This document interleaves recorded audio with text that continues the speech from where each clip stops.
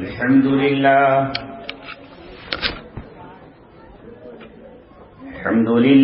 نحمده ونستعينه ونستغفره ونؤمن به ونتوكل عليه ونعوذ بالله من شرور أنفسنا ومن سيئات أعمالنا من يهده الله فلا مضل له ومن يضلله فلا هادي له ونشهد أن لا إله إلا الله وحده لا شريك له ونشهد أن سيدنا محمدا عبده ورسوله وصلى الله عليه وعلى آله وصحبه وسلم تسليما كثيرا كثيرا أما بعد قال الله تبارك وتعالى في كتابه الكريم ألا إن أولياء الله لا خوف عليهم ولا هم يحزنون الذين آمنوا وكانوا يتقون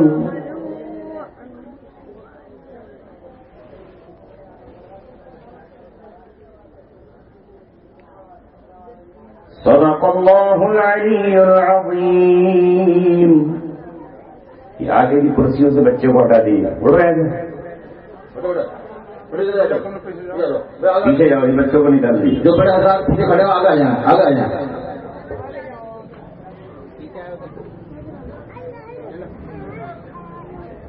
آ جائیے کون آپ لوگ صاحب بھی لے آگے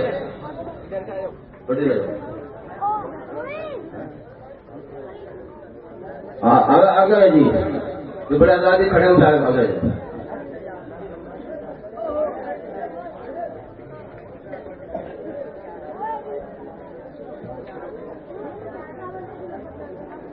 ہزار خوف ہو لیکن زباں ہو دل کی رفیق. ہزار خوف ہو لیکن زباں ہو دل کی رفیق. یہی رہا ہے ازل سے قلندروں کا طریق.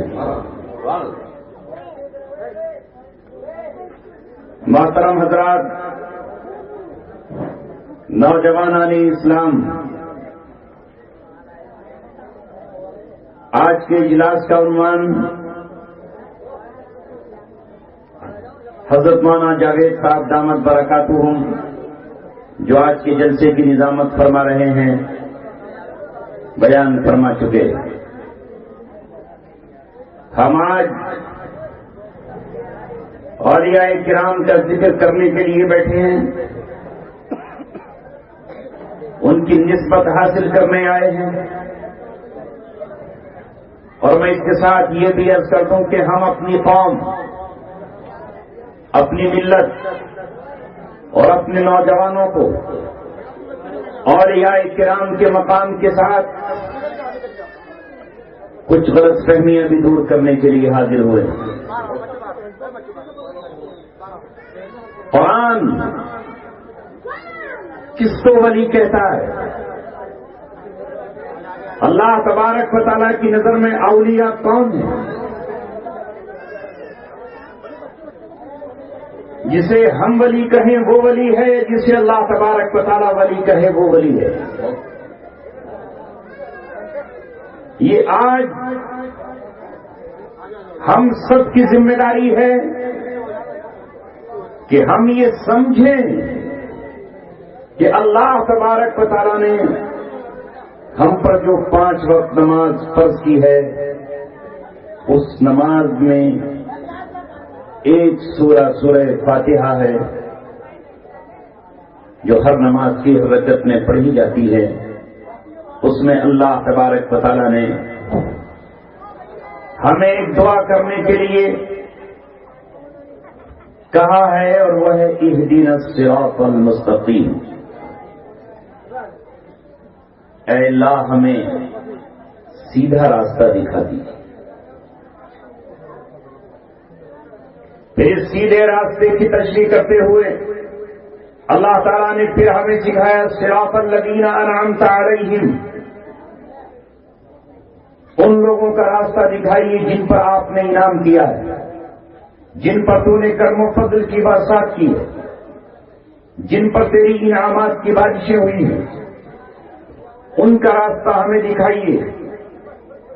یہاں اگر اللہ تبارک و تعالیٰ کہنا چاہتا تو قرآن کا راستہ بھی کہا جا سکتا تھا، اسلام کا راستہ بھی کہا جا سکتا تھا، دین کا راستہ بھی کہا جا سکتا تھا، مگر اللہ تبارک و تعالیٰ نے کہا مانگو مجھ سے ان کا راستہ الذین انعمت علیہم، جن پر اللہ تبارک و تعالیٰ نے انعام کیا ہے.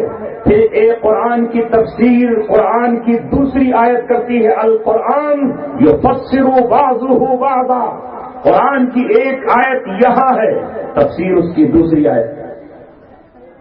وہ کون لوگ ہیں جن پر انعام ہوا؟ وہ کون ہیں؟ وہ 4 گروہ ہیں، وہ 4 طرح کے لوگ ہیں. اولئک الذین انعم اللہ علیہم، جن پر اللہ تبارک و تعالیٰ کا انعام ہوا. وہ کون؟ من النبیین، وہ نبی ہیں، صدیقین، اور وہ صدیقوں کی جماعت ہے، والشہداء، اور وہ شہیدوں کا قافلہ اور کارواں ہے، والصالحین، اور وہ نیک لوگوں کا گروہ اور اولیاء کرام کی جماعت ہے. شاید ہمیں آج تک یہ بھی پتہ نہ چلا ہو کہ ولی کے معنی کیا ہے. ولی کے معنی ہے دوست، ولی کے معنی ہے ذمہ دار، ولی کے معنی ہے دوست.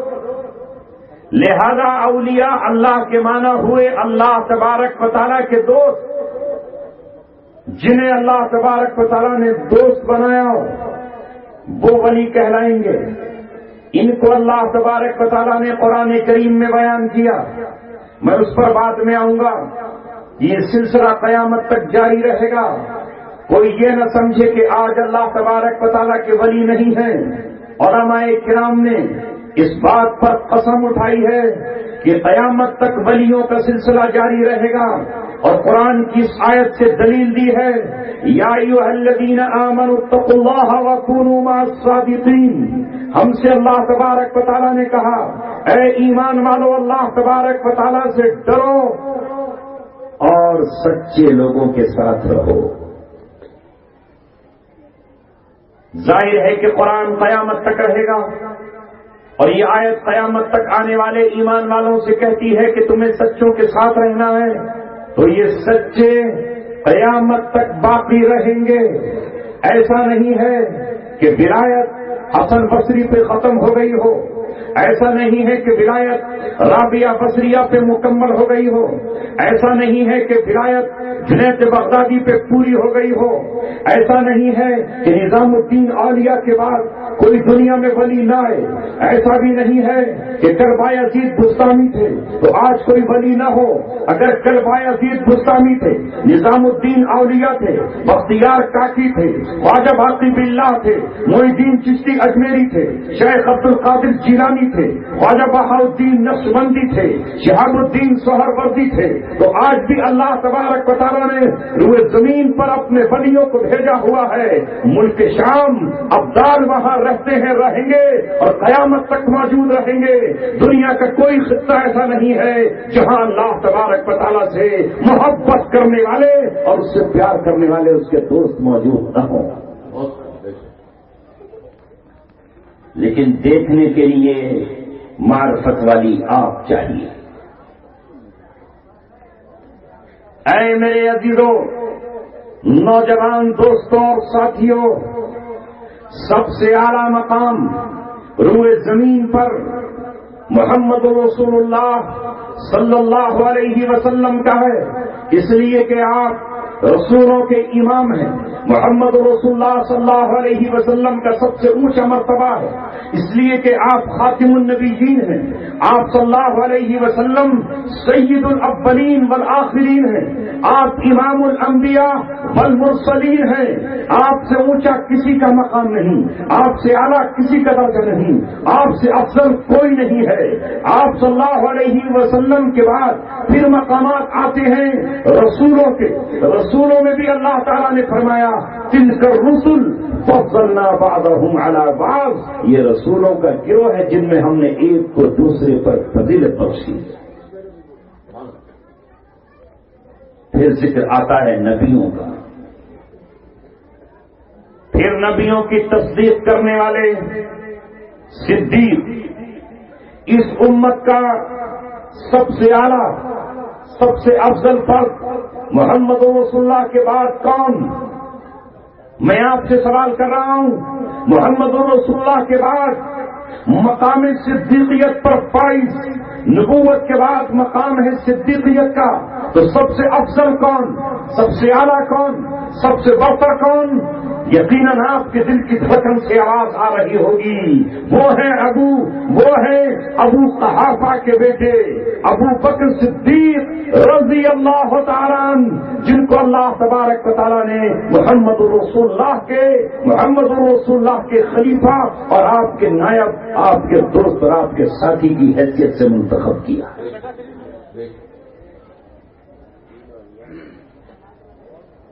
اسلام جس دین کا نام ہے، جس دین کا نام ہے، اسے دوستو عزیزوں گہرائیوں سے سمجھنے کی ضرورت ہے۔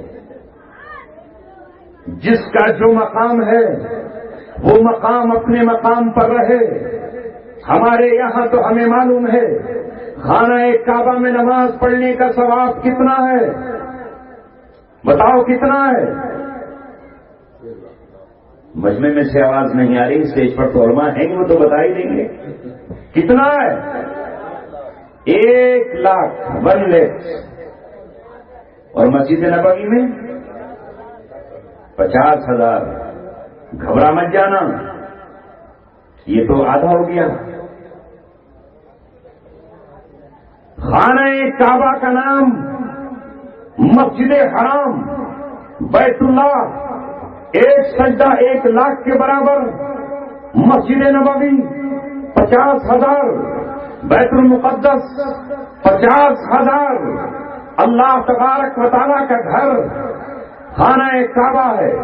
حجر اسود کو چومو، خانہ کعبہ کے پردوں سے لپٹو، حتیم میں کھڑے ہو جاؤ، یہ اللہ تبارک و تعالیٰ کا گھر ہے۔ اسلام نے درجہ بندی کی ہے، اللہ تبارک و تعالیٰ کی وجہ سے اس گھر کو مقام ملا۔ ہم پڑھتے ہیں کلمہ طیبہ لا الہ الا اللہ، اور اس کے ساتھ ہی پڑھتے ہیں محمد رسول اللہ۔ یہ محمد تو عبداللہ کے بیٹے ہیں، یہ آمنہ کے لخت جگر ہیں، یہ ابو طالب کے بھتیجے ہیں، یہ عبد المطلب کے پوتے ہیں، یہ ہاشم کے اولادوں میں سے ہیں۔ یہ محمد رسول، یہ محمد تو اب حضرت علی کے چچازاد بھائی ہیں، لیکن ساتھ ہی ما کان محمد ابا احد من رجالکم ولکن رسول اللہ و خاتم النبیین۔ اب غار ہرا سے نکلے تو قرآن کی آیتیں لے کر، اب غار ہرا سے باہر نکلے تو تاج نبوت سجا کر نکلے۔ اب آپ کیوں اتنا اونچا مقام حاصل کر گئے؟ اس لیے کہ اب آپ رسول اللہ ہیں۔ کس کے رسول ہیں؟ اللہ کے رسول ہیں۔ محمد رسول اللہ والذین معه اشداء علی الکفار رحماء بینہم۔ اب آپ اللہ تبارک و تعالیٰ کے رسول، تو اصل ذات اللہ تبارک و تعالیٰ کی ہے۔ اللہ نے اپنا میسنجر، اپنا پیغمبر، خاتم النبیین بنا لیا تو آپ محمد رسول اللہ ہو گئے۔ اب اللہ تبارک و تعالیٰ کی نسبت کی وجہ سے آپ کا اتنا اونچا مقام کہ جبرائیل آپ کے پاس قرآن لے کر آ رہے ہیں۔ اب آپ کا اتنا اونچا مقام کہ سدرۃ المنتہا پہ جبرائیل ٹھہر جاتے ہیں اور آپ اللہ تبارک و تعالیٰ کے نزدیک چلے جاتے ہیں۔ لہذا آپ کے بعد جو سب سے پہلے آپ کی تصدیق کرتا ہے، جو آپ پر اپنا جان نچھاور کرتا ہے، جو آپ پر اپنا مال لٹا دیتا ہے، جو ہجرت کی رات آپ کو اپنے کاندھے پہ سوار کر لیتا ہے، جو اپنی 40,000 درہم و دینار آپ پہ الٹ دیتا ہے، اس کو صدیق کہا جاتا ہے۔ تو صدیق کو، ابو قحافہ کے بیٹے کو یہ مقام کس کی بنیاد پر ملا؟ محمد رسول اللہ پر قربانی کی بنیاد پر ملا۔ اگر یہ مقام خطاب کے بیٹے کو ملا تو عمر رضی اللہ تعالیٰ عنہ کو اس لیے ملا کہ عمر ابن خطاب نے محمد رسول اللہ پر ایمان لا کر کفر کی چادر کو اتار پھینکا اور اپنے دل میں محمد رسول اللہ کی عظمت کو بٹھا لیا۔ اور جب آپ کے سامنے ایک نام نہاد مسلمان آیا جو آپ کے فیصلے سے راضی نہ تھا، جو آپ کے حکم سے خوش نہ تھا، جو آپ کے فیصلے سے راضی نہ ہو کر کسی اور سے فیصلہ چاہتا تھا، تو عمر ابن خطاب نے اس کا سر کاٹ کر، اس کا سر زمین پہ گرا کر اعلان کر دیا جو محمد رسول اللہ کے فیصلے کو نہ مانے وہ زمین پہ زندہ رہنے کے قابل نہیں ہے، اس کے جسم کے ٹکڑے کر دیے جائیں اور اس کی گردن کاٹ کر یہ بتا دیا جائے کہ محمد رسول اللہ کا فیصلہ قابل قبول ہے۔ اب تک آپ عمر تھے لیکن آج آسمان سے فاروق کا خطاب مل گیا۔ سبحان اللہ۔ جس کو ملا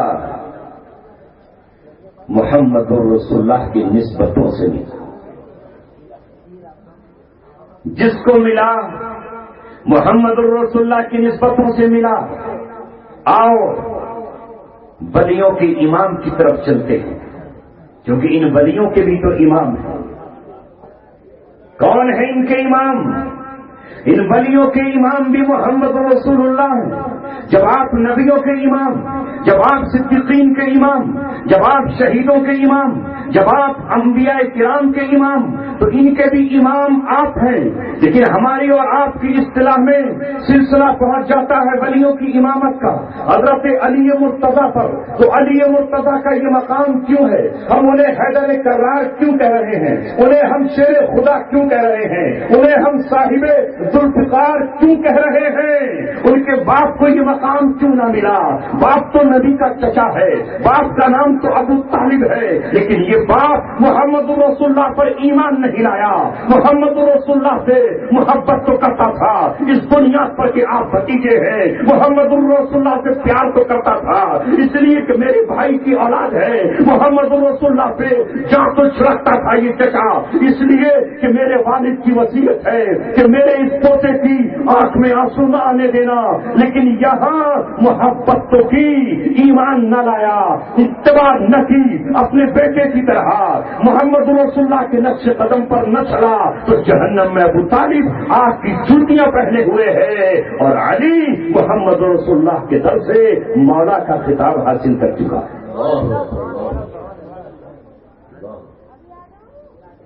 اس لیے آج کے نوجوانوں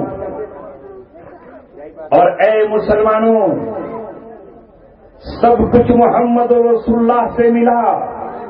جیسے رات کے اندھیرے میں اس وقت چاند چمک رہا ہے، ستارہ زہرا بھی جگمگا رہا ہے، مشتری دمک رہا ہے اور ہزاروں ستارے چمک رہے ہیں، لیکن آپ کی سائنس بھی یہی کہتی ہے، زمانہ بھی یہی کہتا ہے، یہ چاند کس سے چاندنی لے کر آیا ہے اور کس سے اس نے روشنی بھیک مانگی ہے، یہ ستارے کس کی وجہ سے جگمگا رہے ہیں، انہیں نور اور روشنی کس نے دی ہے؟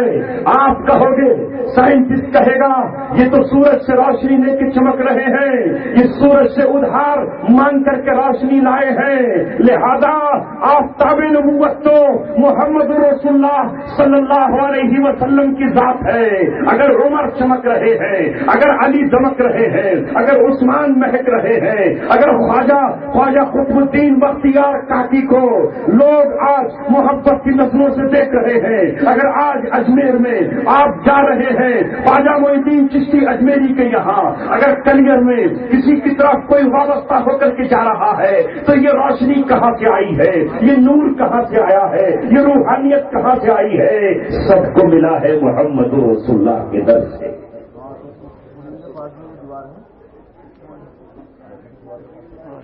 الا ان اولیاء اللہ لا خوف علیہم ولا هم يحزنون الذین آمنوا وكانوا يتقون. لیکن اولیاء اللہ کون ہوتے ہیں میں اور آپ طے نہیں کریں گے. کون ہوتے ہیں اولیاء اللہ؟ 1450 سال پہلے اللہ تبارک و تعالیٰ نے یہ وضاحت فرما دی. ہم چونکہ آیت کے اسی ٹکڑے کو پڑھتے ہیں، اگلا ٹکڑا آپ چھوڑ دیتے ہو. وہ کون ہیں اولیاء اللہ؟ کون ہیں؟ الذین آمنوا. پہلی شرط یہ ہے کہ وہ لوگ جو ایمان لائے، وہ لوگ، پہلی شرط ایمان لانا. پہلی شرط ایمان. ایمان کس پر؟ اللہ تبارک و تعالیٰ پر. ایمان کس پر؟ اللہ کی کتاب قرآن پر. ایمان کس پر؟ رسول اللہ صلی اللہ علیہ وسلم کی ذات پر. ایمان فرشتوں پر. ایمان قیامت کے دن پر. ایمان جنت و دوزخ کے موجود ہونے پر. پہلی شرط ہے ایمان لانا. لہذا محض داڑھی رکھ لینا اور سر پہ پگڑی باندھ لینا یہ ولایت کی علامت نہیں ہے. اگر ایمان شرط نہ ہوتی تو پھر گرو نانک کو بھی ولی کہا جاتا، پھر گرو گوبند سنگھ کو بھی ولی کہا جاتا، پھر آسارام باپو کو بھی ولی کہہ دیا جاتا. اس لیے کہ داڑھی تو اس کے بھی ہے، پگڑی تو انہوں نے بھی باندھ رکھی ہے، اور چہرہ تو اس کا بھی خوبصورت اور حسین ہے. لہذا معلوم یہ ہوا پھر تو گوتم بدھ کو بھی ولی کہہ دیا جاتا. لیکن اللہ تبارک و تعالیٰ نے کہا ولی ہونے کے لیے پہلی شرط ہے ایمان لانا.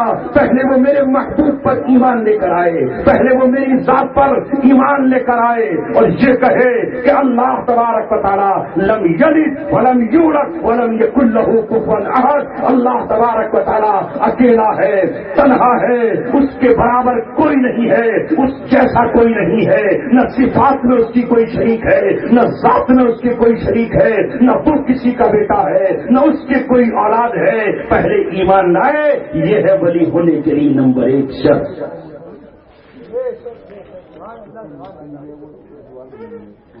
اور دوسری شرط ہے وَكَانُوا يَتَّقُونَ.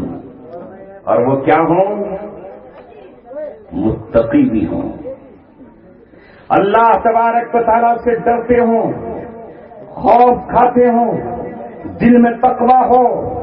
اللہ نے جن چیزوں سے روکا ہے ان سے رکتے ہوں. اللہ تعالیٰ نے جن چیزوں سے منع کیا ہے وہ ان کے پاس تک نہ آئیں. محمد رسول اللہ نے جس چیز سے روکا ہے وہ اس سے رک جائیں.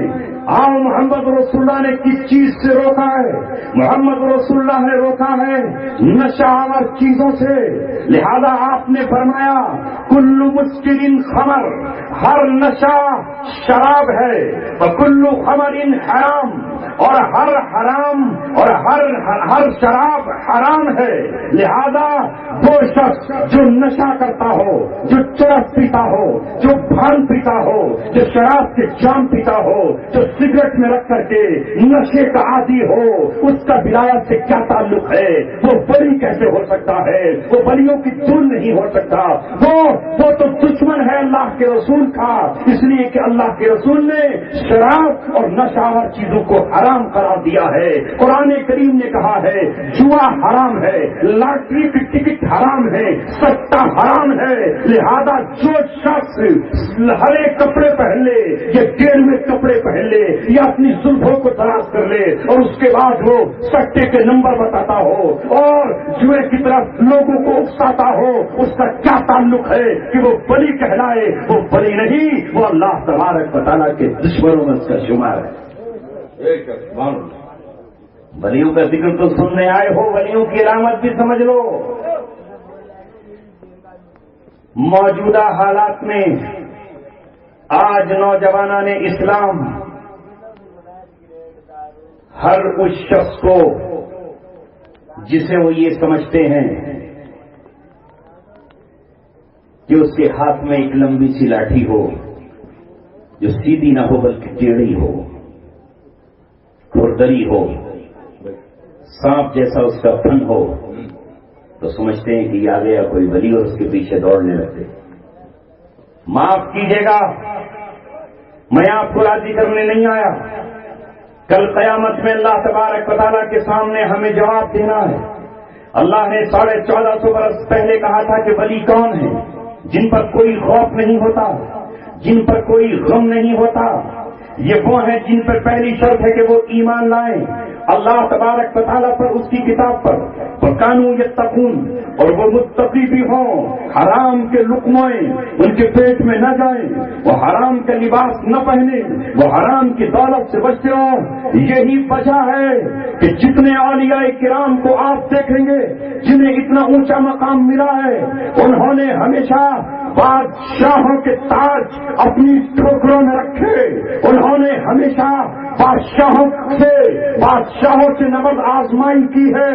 آؤ حضرت علی کے بیٹے کو دیکھتے ہیں، وہ بھی تو ولیوں کا امام ہے، جسے دنیا امام حسین رضی اللہ تعالیٰ عنہ کے نام سے جانتی ہے۔ اس سر سے کفن باندھ کر نکلا، اگر وہ چاہتا تو یزید سے صلح اور سمجھوتا کر لیتا، لیکن حضرت حسین سر سے کفن باندھ کر نکلے، اپنی اولادوں کو نکلے، اس حال میں نکلے کہ کربلا میں جام شہادت پیا، کوئی خوف نہیں، کوئی غم نہیں، تخت و تاج کا کوئی ڈر نہیں، اس کی قوت و طاقت کا کوئی ڈر نہیں۔ یہ حضرت علی کی اولاد، یہ حضرت علی کا بیٹا ہے، جسے دنیا اماموں کا امام کہتی ہے، حسین ابن علی کہتی ہے۔ ان پر کوئی خوف اور غم نہیں ہوتا، وہ بادشاہوں کے سامنے اپنا کاسا نہیں پھیلاتے، وہ ان کے سامنے اپنی چولی نہیں پھیلاتے، بلکہ وہ تو اللہ تبارک و تعالیٰ سے محبت کرتے ہیں اور دنیا ان کی ٹھوکروں میں ان کے قدموں میں ہوتی۔ پہچانو نوجوانوں، کیا اللہ کا ولی کوئی سارنگی بجا سکتا ہے؟ جب رسول اللہ صلی اللہ علیہ وسلم یہ فرما رہے ہوں، ان اللہ بعثنی ھدی للعالمین ورحمۃ للعالمین، اللہ تعالیٰ نے مجھے رحمت بنا کر بھیجا ہے، اللہ تعالیٰ نے مجھے ہدایت بنا کر بھیجا ہے۔ وَأَمَرَنِي رَبِّي بِمَحْقِ الْمَعَازِفِ وَالْمَزَامِيرِ، اور مجھے میرے رب نے حکم دیا ہے کہ میں گانے اور باجے کے جو آلات ہیں، گانے اور باجے کی جو سارنگیاں اور بانسریاں ہیں، اس زمانے میں جو ہارمونیم اس زمانے کے استعمال ہونے والے آلات ہیں، میں خالی یہ نہیں کہ ان سے کنارہ کر کے گزر جاؤں، مجھے میرے رب نے حکم دیا ہے میں ان کو توڑ ڈالوں، اپنے پیروں سے مسل دوں، میں اپنے ہاتھ سے چورا اور چکنا چور کر دوں۔ لہذا انبیاء کرام سے محبت کرنے والے، رسول کے چاہنے والوں کے ہاتھ میں ناچنے اور گانے اور باجے اور سارنگیاں نہیں ہو سکتی، اور جن کے ہاتھوں میں یہ ہیں وہ اللہ تبارک و تعالیٰ کے ولی نہیں ہو سکتے۔ حضرت مولانا جاوید صاحب نے فرمایا، دنیا کا کون سا خطہ ہے جو ولیوں سے آباد نہیں ہے؟ بے شک دنیا کا ہر خطہ ہے، لا خوف علیہم، ان پر خوف نہیں ہوتا۔ آؤ میں ذکر کرتا ہوں حضرت حسن بصری کا۔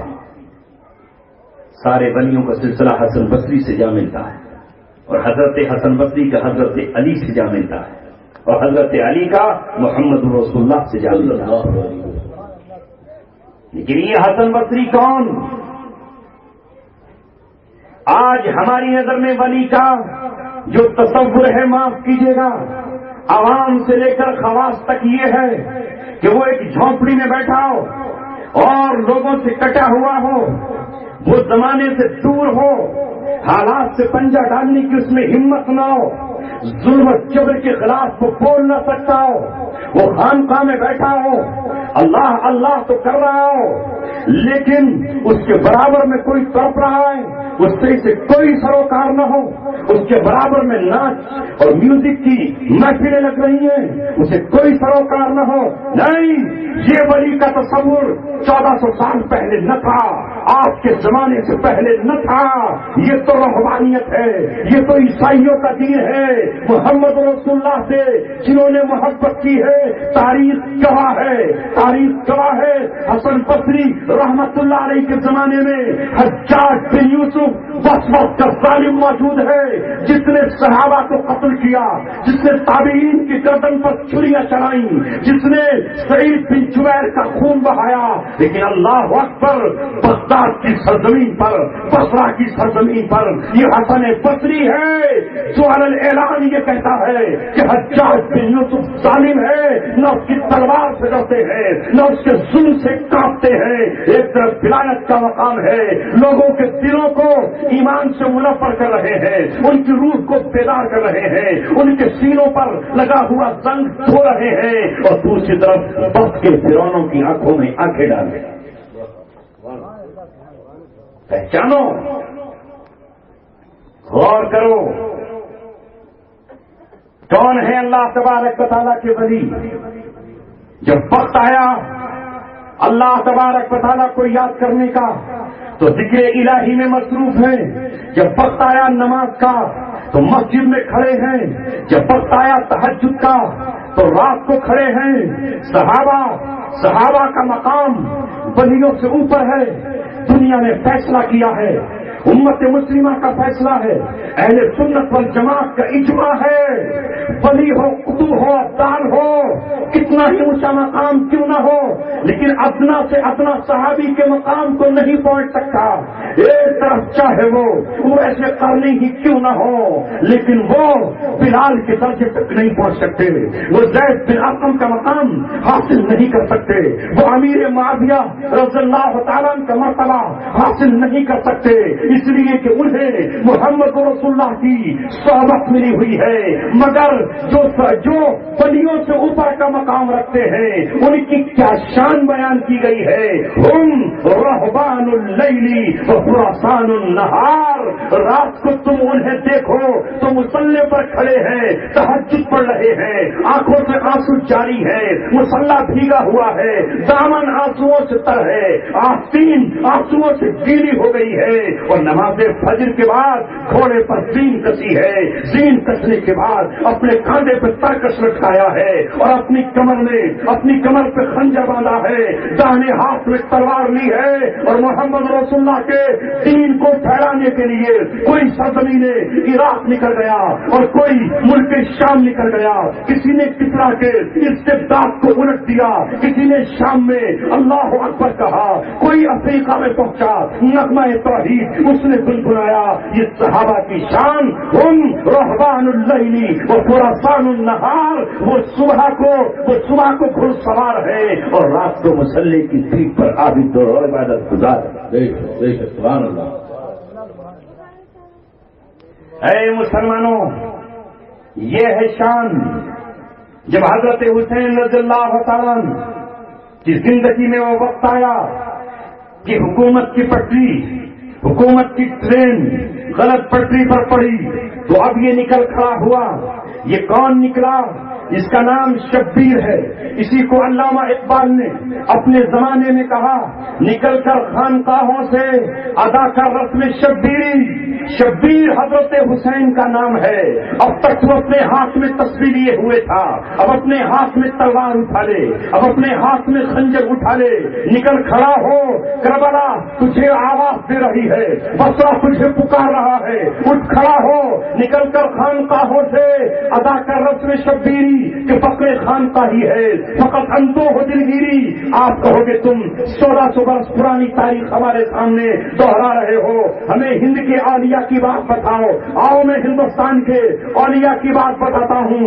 جاؤ کبھی سرزمین سرہند چلے جاؤ، وہاں فاروقی نسل سے شیخ احمد سرہندی کی قبر پر پہنچو، جہاں ابر کے بادل منڈلا رہے ہیں، جہاں رحمت 24 گھنٹے برس رہی ہے، جہاں اللہ تبارک و تعالیٰ کے رحم کے آثار برس رہے ہیں۔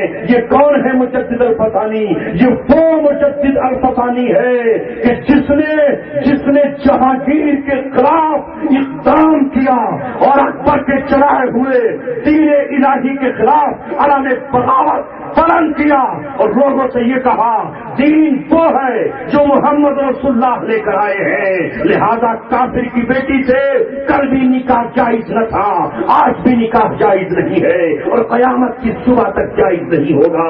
وہ تھے مجدد الفسانی جنہوں نے یہ کہا خنزیر کل بھی حرام تھا، آج بھی حرام ہے اور قیامت تک حرام رہے گا۔ اگر اس ہندوستان کا بادشاہ اکبر جودابائی سے نکاح کرتا ہے تو کیا کرے، وہ اسلام سے خارج ہے۔ ایک مسلمان کے لیے کسی کافر لڑکی سے نکاح کسی حال میں جائز نہیں ہے۔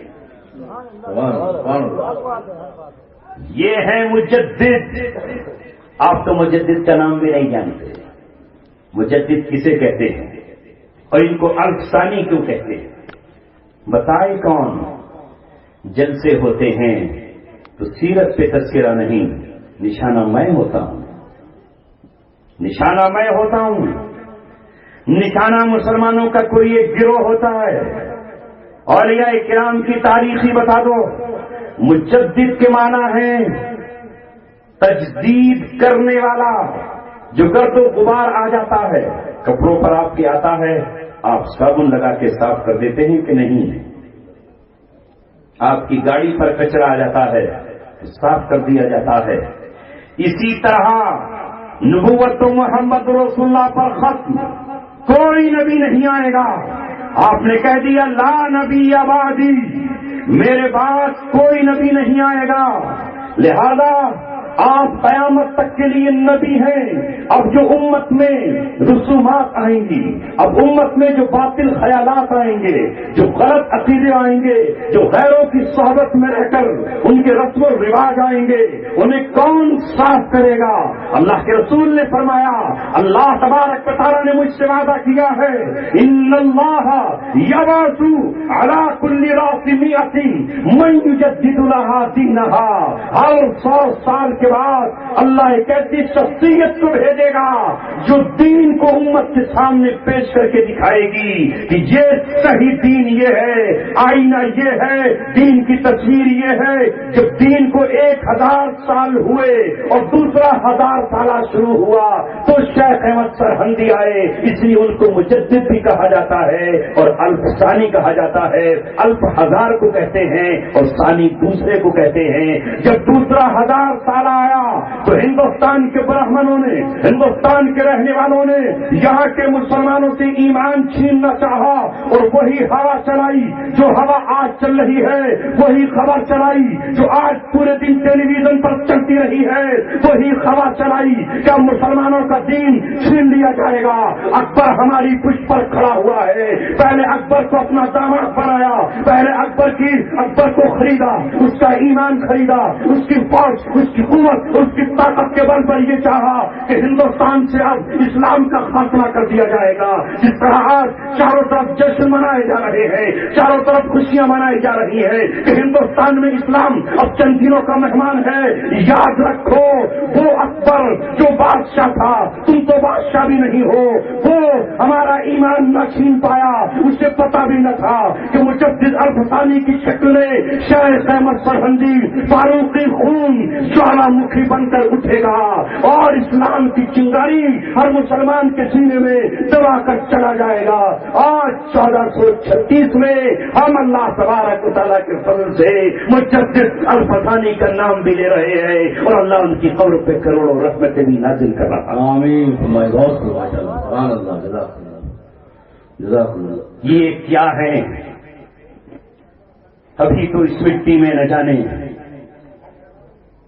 کتنے اللہ تبارک و تعالیٰ کے برگزیدہ بندے مدفون ہیں، اور ابھی تو یہ دھرتی نہیں پوری دنیا پر نہ جانے کتنے اللہ تبارک و تعالیٰ کے چاہنے والے موجود ہیں۔ اور اب تو وقت آیا ہے، حالات نے کروٹ لی ہے، زمانہ دنیا دیکھے گی کہ رسول اللہ صلی اللہ علیہ وسلم نے جو کچھ کہا وہ ہوگا۔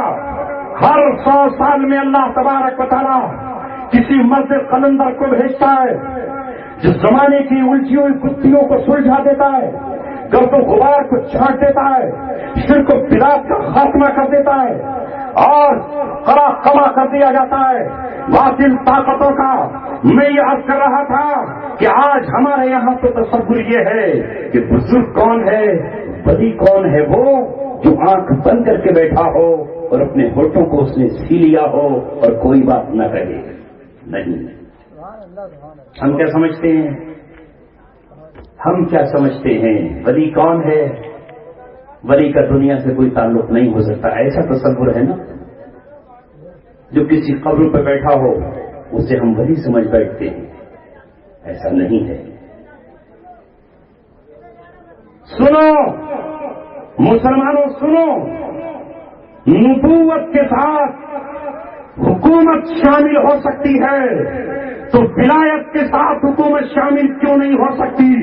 ہم نے یہ کیوں سمجھ لیا کہ جو ولی ہے وہ حکمراں نہیں ہو سکتا، جو حکمراں ہے وہ ولی نہیں ہو سکتا؟ محمد رسول اللہ نبیوں کا امام، ولیوں کا سردار، رسولوں کا پیشوا، بیک وقت نبی بھی ہے، رسول بھی ہے اور حکمراں بھی ہے۔ مسجد نبی میں کھڑا ہوتا ہے تو مصلی پر امام بھی ہے، بلال نہ ہو تو اذان پڑھنے والا مؤذن بھی ہے، جب بدر میں نکلے تو کمانڈر ان چیف بھی ہے، جب صلح حدیبیہ میں جائے تو صلح کرنے والا ایک معاہد بھی ہے، جب خیبر کی طرف نکلے تو فتح کرنے والا بھی ہے، جب مکہ میں فوجوں کو لے کر جائے تو فاتح مکہ بھی ہے، جب طائف کی طرف نکلے تو داعی حق بھی ہے، جب ابو جہل کو اسلام کی دعوت دے تو مبلغ بھی ہے۔ لہذا نبوت اور حکومت ایک چادر میں جمع ہوئے ہیں، کل بھی جمع ہوئے ہیں، رسول اللہ کی شکل میں بھی جمع ہوئے ہیں۔ صدیقیت اور حکومت ایک ساتھ جمع ہو سکتی ہے۔ ابوبکر صدیق بھی ہے، کمانڈر ان چیف بھی ہے، فوج بھی روانہ کر رہا ہے، مسجد نبوی میں نماز بھی پڑھا رہا ہے، امامت کے فرائض بھی انجام دے رہا ہے، مسلمہ کذاب سے مقابلے کے لیے لشکر بھی روانہ کر رہا ہے۔ فاروقیت کے ساتھ بھی بادشاہت جمع ہو سکتی ہے۔ فاروق عمر ابن خطاب فاروق بھی ہے، 10 سال چوتھائی دنیا کے حکمراں بھی ہیں۔ سخاوت کے ساتھ بادشاہت جمع ہو سکتی ہے، حیا کے ساتھ بادشاہت جمع ہو سکتی ہے۔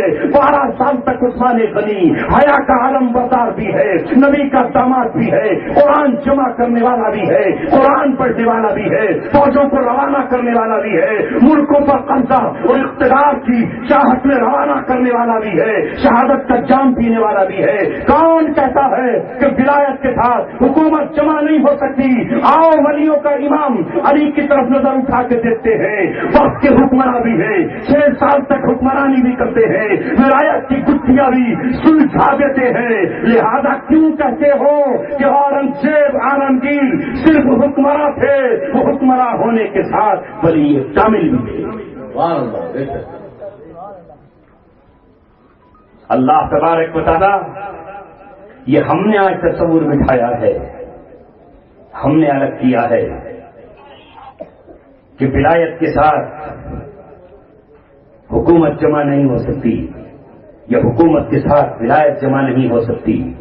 حضرت سلیمان علیہ السلام وقت کے حکمراں بھی ہیں اور اللہ تبارک و تعالیٰ کے پیغمبر بھی ہیں۔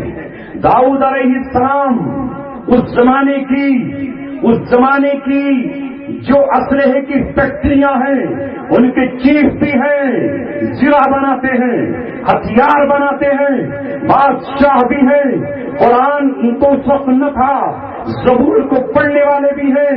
لہذا ایک کملی میں اور ایک چادر میں نبوت اور حکومت جمع ہے، رسالت اور حکومت جمع ہے، صدیقیت اور حکومت جمع ہے، فاروقیت اور حکومت جمع ہے، تو ولایت اور حکومت بھی جمع ہو سکتی ہے۔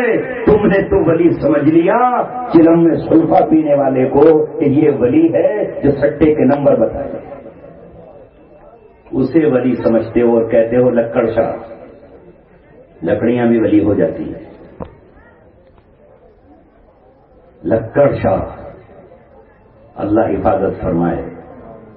کس کس کے نام سے کیا کیا ہم نے سمجھا. تو ہی ناداں چند کلیوں پہ قناعت کر گیا، ورنہ گلشن میں علاج تنگی تھاما بھی ہے. اے عزیزو، ولی اللہ تبارک و تعالیٰ کا دوست کسی سے نہیں گھبرا تھا. جیسا کہ میں نے اس ملک، اس سرزمین کی بات کی، حالانکہ ہمارا اسلام ملکوں سے بری ہے. ہمارا اسلام ملکوں سے بری ہے.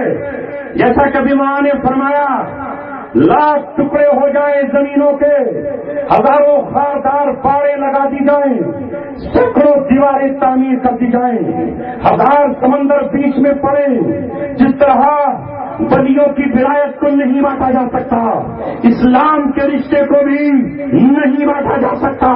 ہمارا رشتہ اسلام سے ہے. ہم مسلمان ہیں. دنیا اچھی طرح سمجھ لے، ہم پہلے مسلمان ہیں، بعد میں کچھ اور ہیں. ہماری آئیڈینٹی، ہماری پہچان اسلام ہے. ہم کسی کے غلام نہیں ہیں. ہم نے ایک کی غلامی پر رب تعالیٰ کی قسم سب کی غلامی کو ٹھوکر مارتی ہے. دوسرا کوئی ہمیں غلام نہیں بنا سکتا ہے. ہم ایک در کے بھکاری ہیں. اللہ تبارک و تعالیٰ کی چوکھٹ کے ہمارا ایک رہبر ہے محمد رسول اللہ. اسے چھوڑ کر کہیں نہیں جائیں گے. جس نے ان سے محبت کی ہے ہم اس سے محبت کرتے ہیں. ہماری محبت اگر شیخ عبد القادر جیلانی سے ہے تو اس لیے نہیں کہ وہ عراق میں پیدا ہوئے ہیں، عراق کے ہونے کی وجہ سے نہیں ہے. ہمیں ان سے اس لیے محبت ہے کہ انہوں نے محمد رسول اللہ سے محبت کی ہے، ان کے علم کو بانٹا ہے، ان کی امت کو سیراب کیا ہے، لوگوں کو دین بانٹا ہے. ہم اگر امام ابو حنیفہ کی قدر کرتے ہیں تو اس لیے نہیں کہ وہ کپڑے کے تاجر تھے یا وہ عراق کے رہنے والے تھے، ہرگز نہیں، بلکہ ہم اس لیے محبت کرتے ہیں کہ امام ابو حنیفہ نے میرے نبی کی حدیثوں سے مسائل کو نکالا ہے، علم فقہ کو بانٹا ہے، انہوں نے امت پر احسان کیا ہے. ہم اگر ابو لہب سے نفرت کرتے ہیں تو اس بنیاد پر نہیں کہ وہ عرب کا رہنے والا تھا. خدا کی قسم اگر وہ ہمارا باپ بھی ہوتا تو ہم اس سے نفرت کرتے. جس نے محمد سے محبت کی ہے ہم اس سے محبت کرتے ہیں. اویس قرن کا رہنے والا ہے لیکن میرے نبی سے محبت کرتا ہے. رشتہ نبی سے کوئی نہیں ہے، ایمان اور محبت کا رشتہ ہے.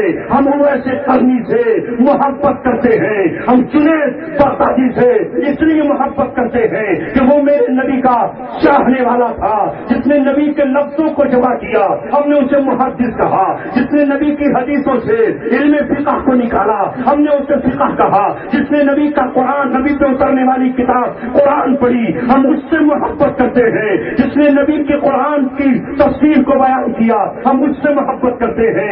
امام راضی سے ہم محبت کرتے ہیں، امام غزالی سے ہم محبت کرتے ہیں. ہم ان اولیاء کرام سے اس لیے محبت کرتے ہیں کہ انہوں نے جنگلوں میں بیٹھ کر اللہ تبارک و تعالیٰ کے نبی کے دین کو ہندوستان کے ان لوگوں کے سینوں تک پہنچایا جن کے سینوں میں ایمان نہ تھا، کفر کی ظلمت و شرک کی گندگی تھی.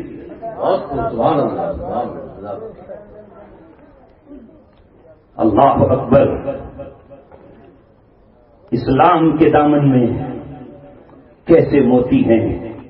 پڑھتے چلے جائیے، دیکھتے چلے جائیے، مگر آج چونکہ تصور بدل گیا اس لیے مجھے بار بار کہنا پڑ رہا ہے. علامہ اقبال نے فرمایا تھا، آج بھی ان کی کلیات میں لکھا ہے، جدا ہو دین سیاست سے رہ جاتی ہے چنگیزی. دین کا اور حکومت کا ایک جوڑ رہا ہے.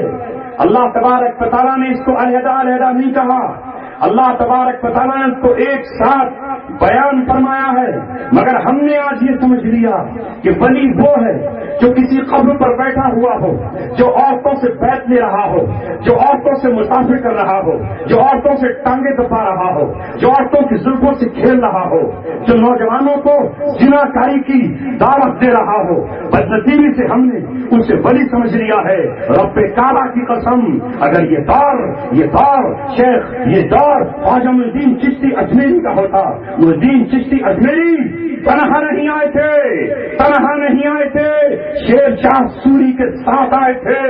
اس زمانے میں بادشاہ بزرگوں کے قریب ہوا کرتے تھے، اور بزرگ بادشاہ سے دور رہ کر امت کی اصلاح کیا کرتے تھے۔ جب ان کے پاس کوئی بادشاہ آتا تھا تو وہ اپنے پیروں کو پھیلا دیا کرتے تھے۔ لیکن کیا ہم نے کبھی امام احمد ابن حنبل کو بزرگ مانا؟ کبھی ہم نے ان کو ولیوں کی فہرست میں شامل کیا؟ نہیں، اس لیے شامل نہیں کیا کہ انہوں نے نظام وقت کے خلاف آواز اٹھائی تھی اور اپنے بادشاہ کے وقت کے خلاف کھڑے ہو گئے تھے۔ انہوں نے معتصم کے خلاف اعلان بغاوت کیا تھا، انہوں نے اس کے بھائی کے خلاف اعلان بغاوت کیا تھا، اور یہ کہا تھا کہ یاد رکھو، سنو، قرآن اللہ تبارک و تعالیٰ کی مخلوق نہیں، بلکہ قرآن اللہ تبارک و تعالیٰ کی صفت ہے، قرآن اللہ کی ذات سے نکلی ہوئی اس کی صفت ہے، ہم اسے مخلوق نہیں کہہ سکتے۔ اگر مخلوق مان لیا تو اس کا مطلب ہے قرآن فنا ہو جائے۔ قرآن صفت ہے اللہ، مگر ایک بڑی طاقت معتصم کی، پھر اس کے بھائی کی، امام احمد ابن حنبل کے خلاف کھڑی ہوئی، لیکن احمد ابن حنبل نے کہا کیا مجال کہ تو اپنے کوڑوں کی طاقت سے ہماری انگلیوں کو مجبور کر دے کہ ہم یہ لکھیں کہ قرآن اللہ کی مخلوق ہے۔ ان کو گرفتار کر کے لایا گیا، 28 دن تک انہیں ایسے کمرے میں رکھ دیا گیا کہ جس کمرے میں نہ چراغ جلتا تھا نہ روشنی آتی تھی۔ اس کے بعد بادشاہ نے بلایا، جلاد کھڑے ہوئے ہیں، بادشاہ کے سامنے تلوار ہے، لوگوں کے ہاتھ میں کوڑے ہیں۔ احمد بن حنبل سے کہا تیرے 2 ساتھیوں کو قتل کر دیا گیا ہے، ایک تیرا ساتھی مر چکا ہے، باقی نے توبہ کر لی ہے، باز آ جا۔ لیکن احمد ابن حنبل نے کہا یہ کیسے ہو سکتا ہے کہ ہم اللہ تبارک و تعالیٰ کی کتاب سے کے متعلق تیری طاقت سے ڈر جائیں؟ جب تک دل کی دھڑکن بڑھتی ہے، جب تک خون رگوں میں دوڑ رہا ہے، جب تک یہ سانسیں چل رہی ہیں، میں کہوں گا قرآن اللہ کا کلام ہے، قرآن اللہ کی صفت ہے۔ جس طرح میرا اللہ حی لا یموت ہے، اس پہ موت طاری نہیں ہوگی، وہ زندہ جاوید ہے، اسی طرح قرآن زندہ جاوید ہے۔ بالآخر جلاد بلائے گئے، ایک جلاد نے 2 کوڑے مارے، اس کے بعد دوسرے جلاد کو بلایا گیا، اس نے 2 کوڑے مارے۔ دیکھنے والوں نے بتایا اتنی طاقت سے کوڑے مارے جاتے تھے کہ اگر وہ ہاتھی کے مار دیے جاتے تو ہاتھی چنکھارتا ہوا جنگلوں کی طرف نکل جاتا، لیکن امام احمد ابن حنبل کی چیخ نہیں نکلی۔ 28 کوڑوں پہ جا کر بے ہوش ہو گئے، ان کے جسم کو روندا گیا مگر اپنے مقام پر ڈٹے رہے۔ واہ احمد ابن حنبل تیری جرأتوں کو سلام۔ اگر ہم شیخ عبد القادر جیلانی کو ولی کامل مانتے ہیں تو ہم تجھے بھی ولی مانتے ہیں، اس لیے کہ تجھے ستانے والوں کو آج کوئی نہیں جانتا اور تجھے آج عالم اسلام اور پوری دنیا جانتی ہے۔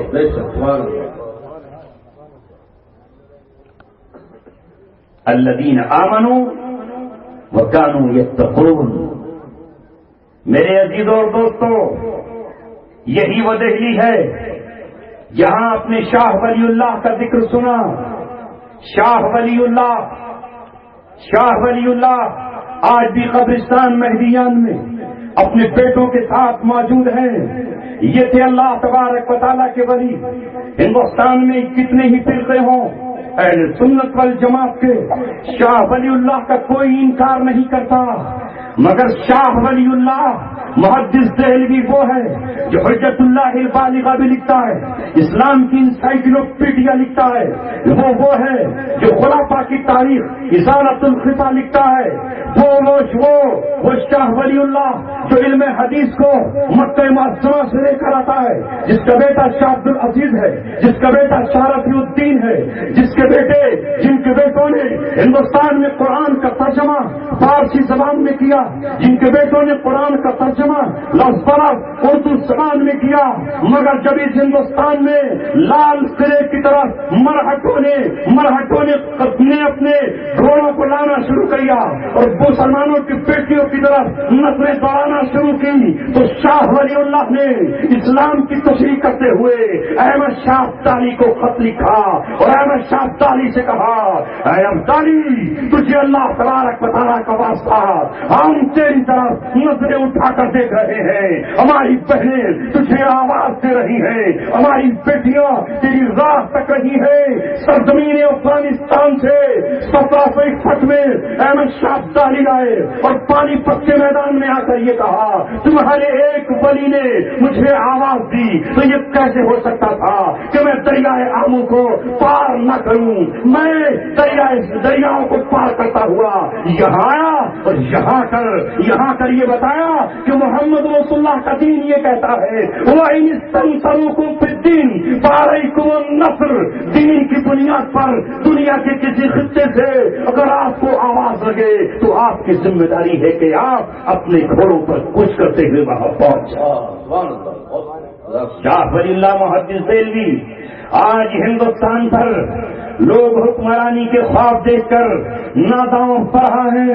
یہ ہندوستان اگر انگریزوں کے چپڑوں سے کسی نے آزاد کرایا تو وہ ہم تھے، اور اس میں شاہ ولی اللہ کے بیٹے کے قلم کی روشنائی اور ان کے ہاتھوں اور ان کی ایمان کی طاقت کی گواہی ہے۔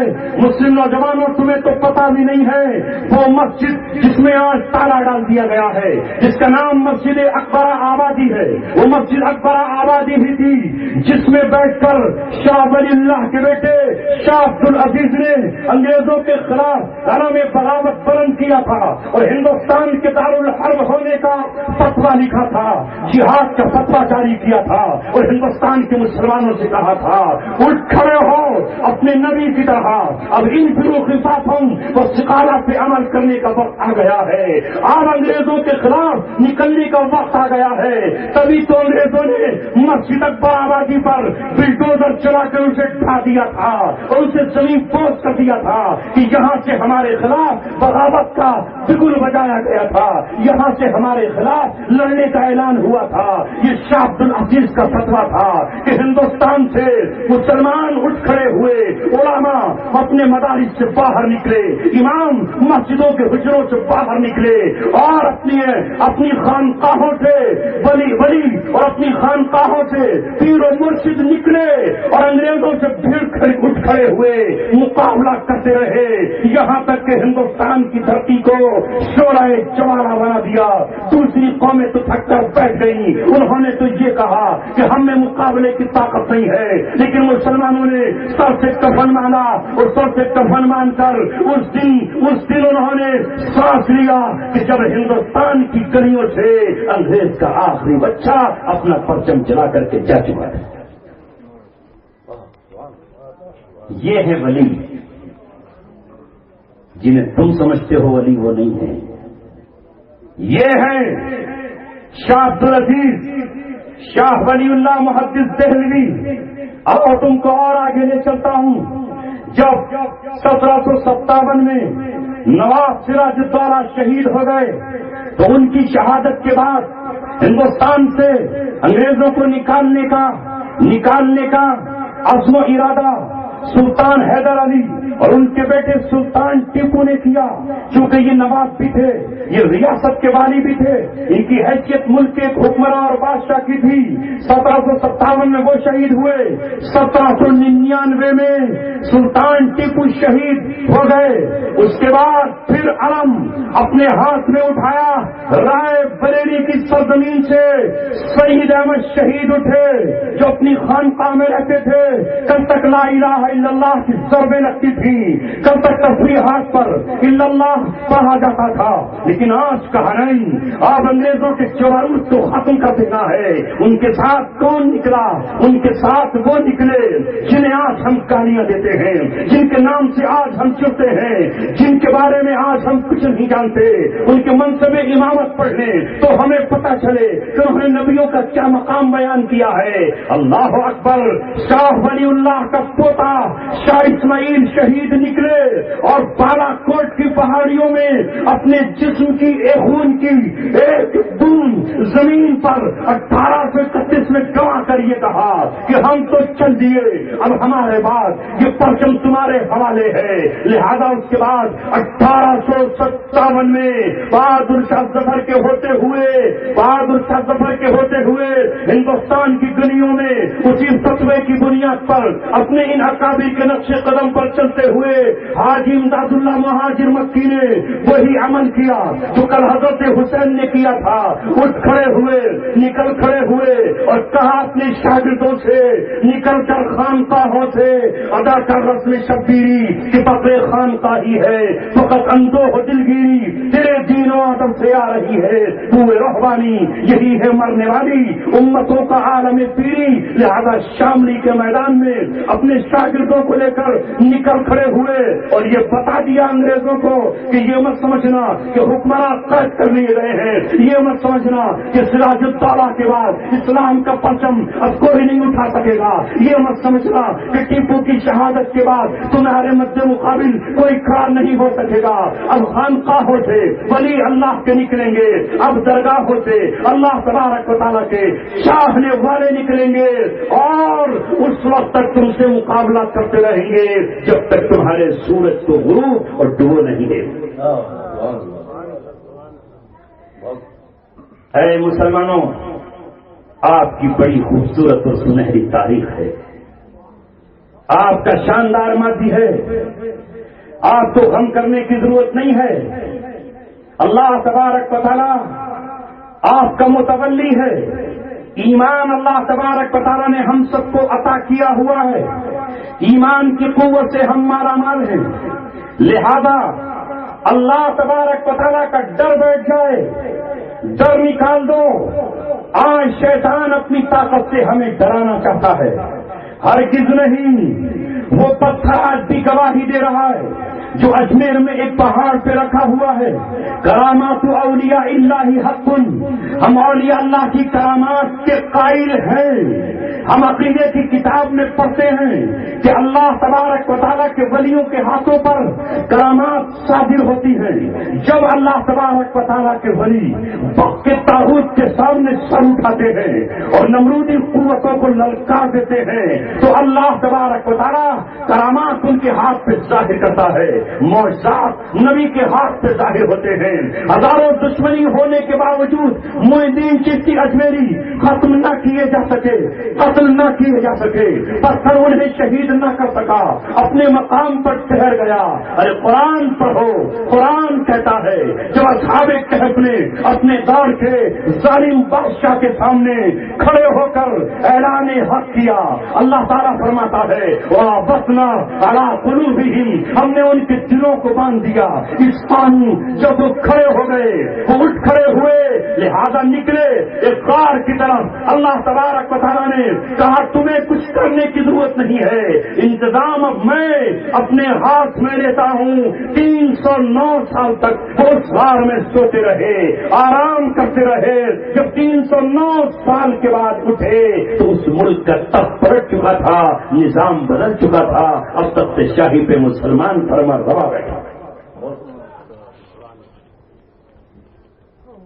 ولیوں کی تاریخ ہمیں یہ سمجھاتی ہے، یہی ہمیں بتاتی ہے کہ وہ اللہ کے رسول صلی اللہ علیہ وسلم سے بے پناہ محبت کرنے والے تھے، وہ اللہ کے رسول صلی اللہ علیہ وسلم کی باتوں کو پھیلانے والے تھے، وہ ان سے پیار و محبت کیا کرتے تھے۔ اے عزیزوں، دوستوں اور ساتھیوں، ولی مرد بھی ہو سکتا ہے اور ولی عورت بھی ہو سکتی ہے. آؤ چلتے ہیں قرآن میں پڑھ کر دیکھتے ہیں. اللہ تبارک و تعالیٰ نے جہاں اصحاب کہف کا ذکر کیا ہے وہیں اللہ تبارک و تعالیٰ نے ایک سورہ مریم کے نام سے نازل فرمائی ہے. یہ مریم مرد نہیں ہے, یہ مریم ایک عورت ہے, یہ حضرت عیسیٰ علیہ السلام کی والدہ ہے. لیکن جب یہ اپنے آپ کو پاکیزہ بنا لیتی ہے, جب یہ اپنے دامن کو گناہوں سے بچا لیتی ہے, یہ جب اپنی شرمگاہ اور اپنی آبرو کی حفاظت کرتی ہے تو اس کے چرچے مرائے اعلیٰ شروع کر دیتے ہیں. پھر اس کے چرچے اللہ کی زبان پہ جاری ہوتے ہیں. پھر جبرائیل ایک دن تنہائی میں اس کے پاس آتا ہے اور آ کر یہ کہتا ہے, اے مریم تو اس قابل ہے کہ اللہ نے مجھے تیرے پاس بھیجا ہے, میں تجھے بشارت دینے کے لیے آیا ہوں ایک ایسے بیٹے کی جس کا نام یحییٰ ہوگا. جب یہ عورت اپنے آپ کو اللہ کے حکم کا پابند کرتی ہے تو اللہ تبارک و تعالیٰ اسے اپنا کلمہ اور اپنی امانت حضرت عیسیٰ کی شکل میں عطا کرنا.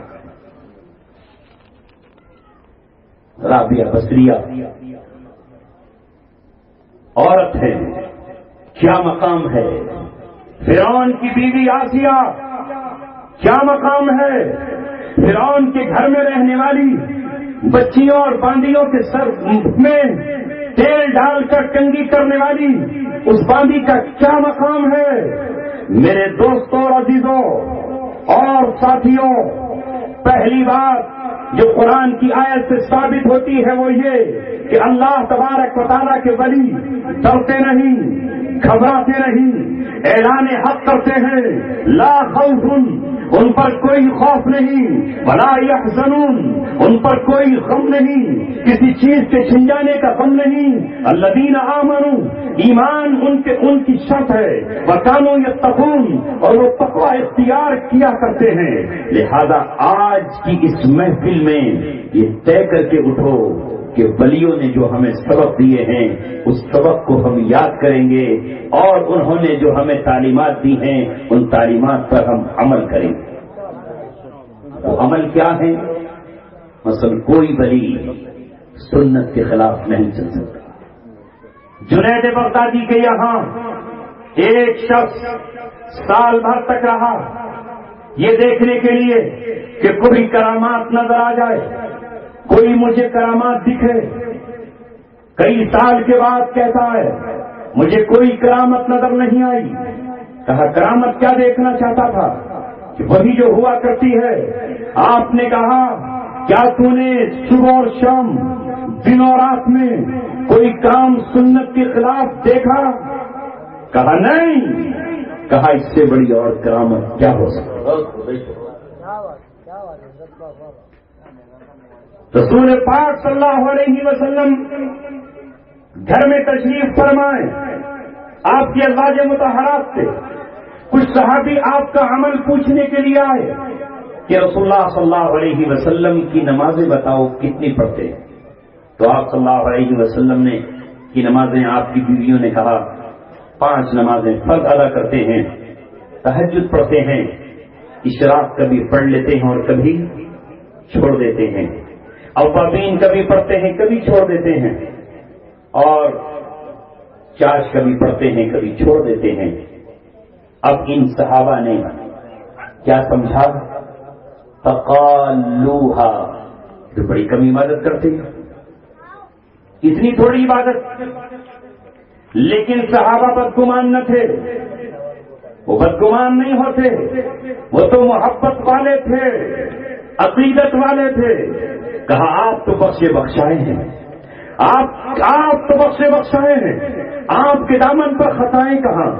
آپ تو لغزشوں سے بھرا ہیں, آپ تو ماورا ہے لغزشوں سے. آپ اتنی بھی عبادت نہ کریں تو آپ کو اس کی بھی ضرورت نہیں. ایک نے باہر نکل کر کہا آج کے بعد پوری رات تہجد پڑھوں گا اور دن کو روزہ رکھوں گا. دوسرے نے کہا نہ بیوی سے کے پاس جاؤں گا, نہ نکاح کروں گا, اپنے آپ کو بیوی اور بچوں سے علیحدہ رکھوں گا تاکہ میں دن اور رات تسبیحات پڑھتا رہوں, نمازیں پڑھتا رہوں, اشراق پڑھوں, چاش پڑھوں, اوابین پڑھوں.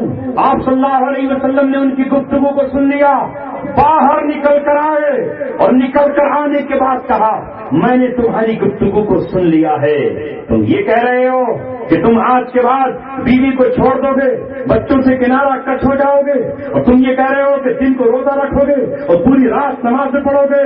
سنو، انی اخشاکم و اتقاکم، میں تم سے بڑا متقی ہوں، میں تم سے زیادہ اللہ تبارک و تعالیٰ سے ڈرنے والا ہوں۔ تم میں کون ہے جو میری برابر متقی ہو؟ تم میں کون ہے جو مجھ سے زیادہ ڈرنے والا ہو؟ لیکن تم دیکھتے نہیں کہ انی افطر و اصوم، میں روزہ بھی رکھتا ہوں اور افطار بھی کرتا ہوں، انی اقوم و انام، میں رات کو سوتا بھی ہوں اور میں جاگتا بھی ہوں۔ تم مجھے نہیں دیکھتے کہ میری بیویاں بھی ہیں اور میری اولادیں بھی ہیں، میرے نواسے بھی ہیں، میں اپنے گھر میں بیویوں کے ساتھ کھانا بنانے میں بھی ہاتھ بٹا دیتا ہوں، تم نہیں جانتے۔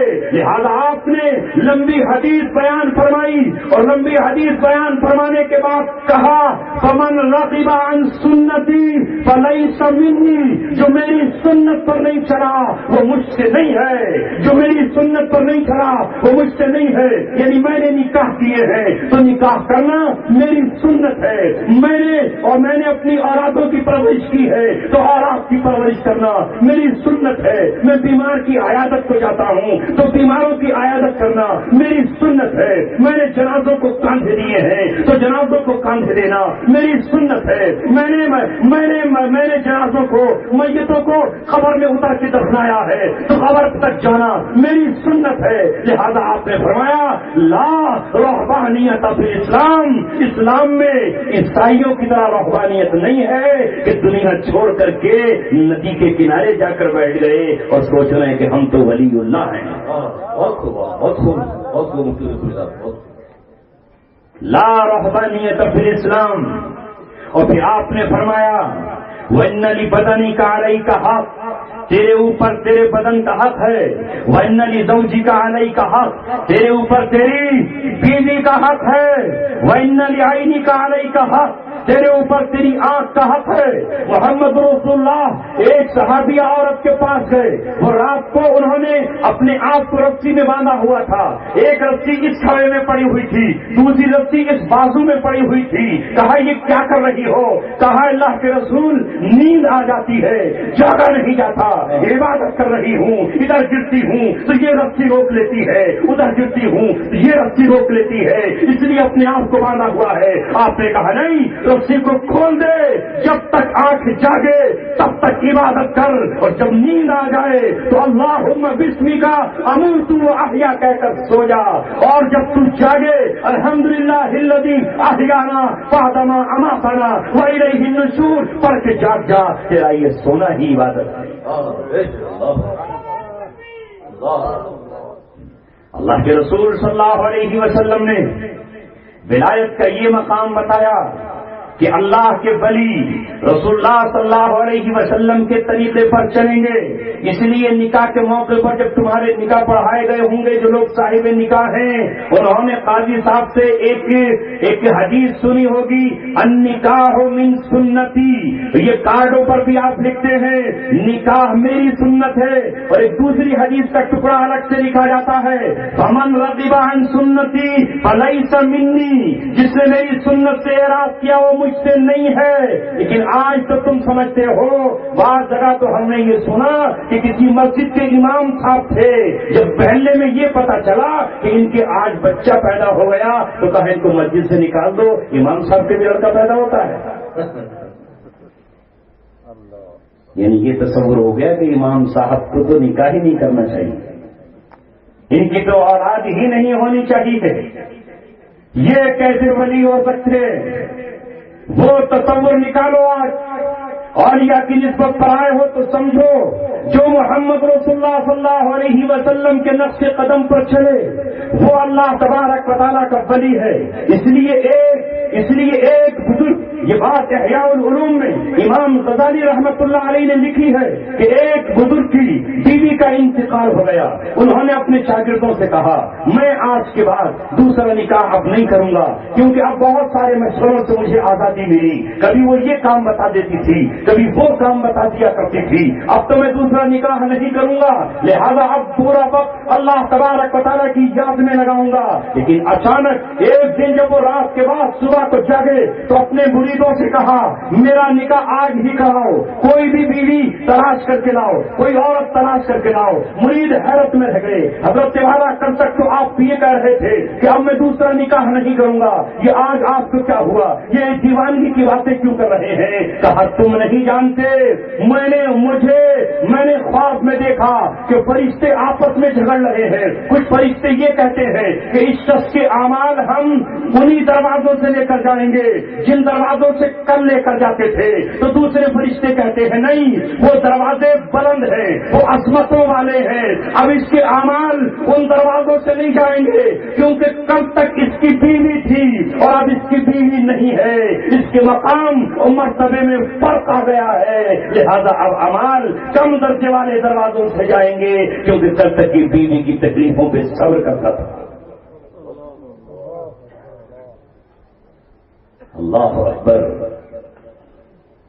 فاروق اعظم جنہیں حق و باطل کو پہچاننے کے لیے اللہ نے صفت فاروقیت عطا فرمائی تھی, کیا مقام ان کا, مگر ہم انہیں ولی مانیں گے؟ نہیں مانتے نا, ان سے ہمارا کوئی سلسلہ نہیں.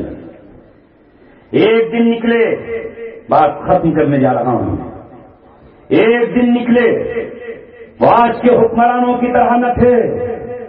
دنیا نے تو مسلمانوں کے حکمرانوں کو دیکھا ہی کہاں ہے, مسلمانوں کے ان حکمرانوں کو دیکھا ہی کہاں ہے جن کو خلیفہ کہا جاتا ہے.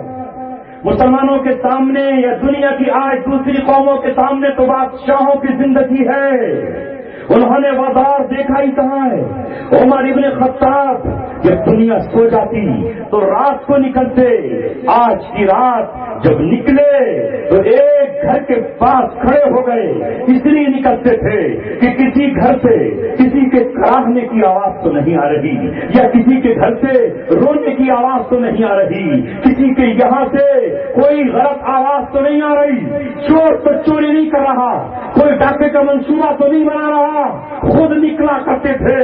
لیکن آج عجیب ماجرا پیش آیا کہ ایک گھر کے اندر سے عورت کی آواز آ رہی ہے, وہ عورت اشعار کہہ رہی ہے, ایسے اشعار جو عشق میں ڈوبے ہوئے ہیں, ایسے اشعار جو محبت سے لبریز ہیں, ایسے اشعار جن سے فحاشی ٹپکتی ہے, ایسے اشعار جن سے زنا کی طرف اشارہ ہوتا ہے.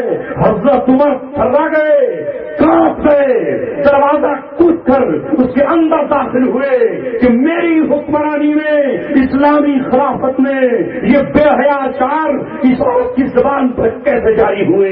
اور پوچھا عورت تو نہیں جانتی کہ تم کیا بک رہی تھی, تم کیا کہہ رہی تھی؟ اس عورت نے کہا عمر میں بعد میں مجرم ہوں, پہلے مجرم تم ہو کہ تم دروازہ کود کر آئے ہو, تم مجرم ہو اس لیے کہ قرآن میں آیا ہے جب تم کسی کے گھر جاؤ تو اس کے دروازے پہ جا کر کے سلام کرو. اللہ اکبر. وہاں اپنی بڑائی نہیں جتائی کہ میں خلیفۃ المسلمین ہوں, میں امیر المؤمنین ہوں, مجھے حق ہے تیری دیوار کودنے کا. حالانکہ امیر المؤمنین مسلمانوں کا ولی ہوتا ہے, سب کا ولی اور متولی ہوتا ہے. وہ نکاح پڑھانے کا حق رکھتا ہے, وہ نکاح کو فسخ کرانے کا بھی حق رکھتا ہے. نکاح اور طلاق کے معاملات اس کے اختیار میں ہوتے ہیں, مگر جب کپار اٹھے, قرآن کی آیت پڑھی تو رو دیے اور کہا اے بہن مجھے معاف کر دے, لیکن میں آج تجھ سے اپنا راز بتاتا ہوں, میں مسلمانوں کا والی ہوں, میں خلیفۃ المسلمین ہوں, لیکن تو نے یہ شعر کیوں پڑھے؟ تو اس نے کہا کہ میرا شوہر فوج میں بھرتی ہے, میرا شوہر سرحدوں پہ جہاد کرنے کے لیے گیا ہوا ہے, میں نوجوان عورت ہوں, اس کی یاد نے مجھے ستایا تو میں یہ شعر پڑھنے لگی. تم نے سنا نہیں, میں نے یہ کہا تھا اگر اللہ کا ڈر نہ ہوتا تو یہ چارپائی ہلتی نظر آتی, لیکن خدا کے خوف نے مجھے روکا ہوا ہے. میرا شیر میرے ضبط کی علامت ہے, میرا شیر میرے تقوی کی علامت ہے. عمر وہاں سے واپس لوٹے اور اپنی بیٹی حفصہ سے کہا, اے حفصہ مجھے یہ بتا, یہ باپ معاملہ بیٹی اور باپ کا نہیں ہے, اس شریعت کا مسئلہ ہے, اس میں شرمانا مت, اپنے باپ کو بتا دے. ایک اور شادی شدہ عورت اپنے شوہر کا کتنے دن تک انتظار کر سکتی ہے؟ تو حضرت حفصہ نے کہا, ابا جان جو مسئلے کی روح سے پوچھ رہے ہیں تو میرا یقین یہ ہے کہ 4 مہینے عورت صبر کر سکتی ہے, اس کے بعد اس کا صبر کا بندھن ٹوٹ سکتا ہے. حضرت عمر آئے, قصر صدارت میں داخل ہوئے, قلم اٹھایا اور لکھا کہ جو فوجی شادی شدہ ہیں 4 مہینے کے بعد انہیں اپنے گھروں پر بھیج دیا جائے, ورنہ کمانڈروں کی کمر پہ کوڑے برساؤں گا. یہ ہے شریعت, یہ ہے شریعت. عورت کی مرضی کے بغیر کوئی شخص 4 مہینے سے زیادہ باہر نہ رہے, مگر آج ماں یا باپ یا رشتے دار اور نہ جانے کتنے دیندار مجبور کرتے ہیں آج کے ان حالات میں. ارے وہ کون سا دور تھا کہ میاں جاؤ سعودی عرب میں نوکری کرو, 2 سال کے بعد آ جانا. اللہ اکبر, مال کے لیے مرے پھر رہے ہیں اور کہیں گھر سے باہر آج کون سا دور ہے؟ نہ اس زمانے میں فلم تھی, نہ ریڈیو تھا, نہ ٹرانزسٹر تھا, نہ ناچ اور گانے کی کوئی تصویر تھی. آج کا کیسا دور ہے؟ آج کتنا قریب ہونا چاہیے ایک شوہر کو اپنی بیوی سے, کیسا ہونا چاہیے؟ یہی وجہ ہے کہ آج ہم نبی پاک صلی اللہ علیہ وسلم کی سنتوں پر عمل نہیں کر رہے. اس وجہ سے زمین پہ فساد برپا ہے. یہ مت کہو کہ میاں فلاں صاحب اتنے دنوں تک کمرے سے باہر نہ نکلے. محمد رسول اللہ بازاروں میں جاتے ہیں اور بازار میں جا کر ایک گیہوں بیچنے والے کے گیہوں کو دیکھتے ہیں اور وہ آواز لگا رہا ہے, لوگوں گیہوں خرید لو. آپ نے گیہوں کے نیچے ہاتھ ڈالا تو اندر سے بھیگے ہوئے تھے, اوپر سے سوکھے تھے. آپ نے فرمایا من غشا فلیس منا, جس نے دھوکہ دیا وہ ہم میں سے نہیں ہے. رسول اللہ بازاروں میں ٹہلتے ہیں, مگر آج ہم سمجھتے ہیں کہ اگر بازار میں کوئی ٹہل گیا تو کیا یہ ولی ہو سکتا ہے؟ ارے وہاں پہ اعتراض یہی کیا تھا, یمشی فی الاسواق, محمد رسول اللہ بازاروں میں جا رہے ہیں, لیکن بازار میں کیوں جاتے؟ اگر آپ نہ جاتے یہ حدیث ہمیں کہاں سے ملتی؟ آپ صلی اللہ علیہ وسلم نے جب آپ بازار میں نکلے, ایک شخص اپنے غلام کو پیٹ رہا ہے, اپنے غلام کو مار رہا ہے. آپ صلی اللہ علیہ وسلم نے پیچھے سے کہا, وہ اپنے غلام کو مارنے والے, جتنا تو اپنے غلام پر قادر ہے اس سے کہیں زیادہ اللہ تجھ پہ قیامت کے دن قادر ہے.